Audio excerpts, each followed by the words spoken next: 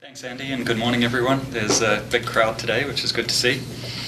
So my job today is to introduce everybody and our next speakers, but I want to do a little bit more than that and take you through essentially the process and the where all of these people fit in our process. And so we know that you spend a lot of time and effort going through the land use process and getting your decision, and then it's a case of what next. You've done all the work, you've got your approval, where to go to next. Our conditions of approval have been formulated over a long time, over many, many years, to try and provide you with a time frame of what you're doing and what your next steps are, and to guide you through that process. So we have 6 main headings, and I know you probably can't read any of this, but these are the main 6 headings that we have in our land use decisions. And as I said, they do take you through from start to finish, from your preliminary approval and obtaining grading permits through to final occupancy and building occupancy. So they're also useful because they're a way that I can introduce our speakers in the way that they fit into our land use process.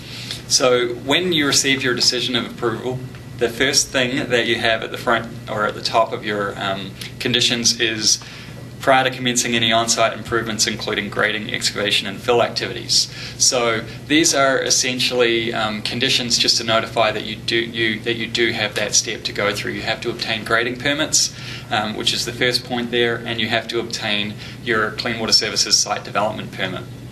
And we have Damon here today, as well as others of his team in the back of the room, to talk about and this, I find this a tongue twister, but the National Pollutant Discharge Elimination System. I think I got that right. Mm-hmm. So there are some changes afoot there, but Damon will talk to you about those. But that is your reminder that you need to seek Clean Water Services about your site development permit before you commence any kind of work on the site. I am talking mostly about subdivisions here, but it does relate to our other development activities as well, commercial partitions as well. Your next step in the main headings of 6 is to submit your survey copies to the survey department. Those copies go to Clean Water Services, our engineering department, and to current planning to check them with compliance with our surveying standards, but also with your conditions of approval, and make sure that what you're submitting as your plat is consistent with what we approved.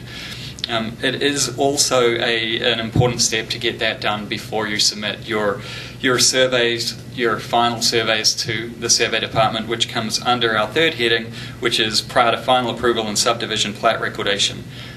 So the first thing there is submit to the County Survey Division. The second part of that is that you need to submit your engineering plans to our assurances section to receive your facility permit. Paul Seitz is here. Where's Paul? In that direction to talk to you a little bit about that today. The next step, Paul sends those plans down to our engineering department, and they're reviewed for compliance with our road design and construction standards. And we have Rob Saxton here today, who leads that engineering team, who's going to talk to you a little bit about that process. At the time that we send those final plats out, we also send them down to our team led by Victoria Sager, who runs our Service District for Lighting program. They also deal with our Maintenance Local Improvement District formation. So that's a key step, and one that is often overlooked in the development process. It is one that has some extended timeframes because those processes do go before the Board of County Commissioners. We need to get them on the agenda. So Victoria is going to talk to you a little bit about that process and getting into that process. Those do need to be formed before final approval, so it is something that you need to make sure that you are remembering and getting into that process. Then lastly, in that section we have prior to final approval, submit to current planning your final approval request, and that's where you're demonstrating that you've met all of your conditions of approval to that point. So you've attained your site development permit, you've gotten your facility permit, you've formed your SDL. So that's why all of those things are important to remember, that they are coming and that they are in part of that process before you submit for your final approval. Following that, we have prior to the issuance of a building permit for any dwelling. You need to obtain your final approval and record the plat, obviously, and submit with your building permit applications site plans showing that you're complying with what was approved through final approval. Once you've got your building permit and you're out there building, we have prior to building occupancy and or final building inspection approval for any dwelling unit. And really the key part of that is before you gain occupancy, you need to make sure that you've had those public improvements that were approved through Paul and then Rob's team. You need to make sure that those are completed and all applicable elements have been installed and constructed. And we have John Fasana here today. John's from traffic engineering, and he's going to talk to you a little bit about some of the elements of the final inspection that make sure that everything's been installed.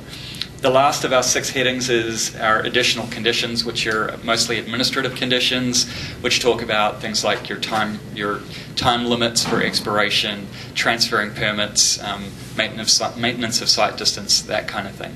So I realize that's a quick run through of what our conditions of approval are. I'm happy to talk with anybody afterwards about the order and some of the other requirements if you have any questions, but I think it's useful just to plug into our conditions of approval the actual phases and processes so that you can kind of identify where all of those things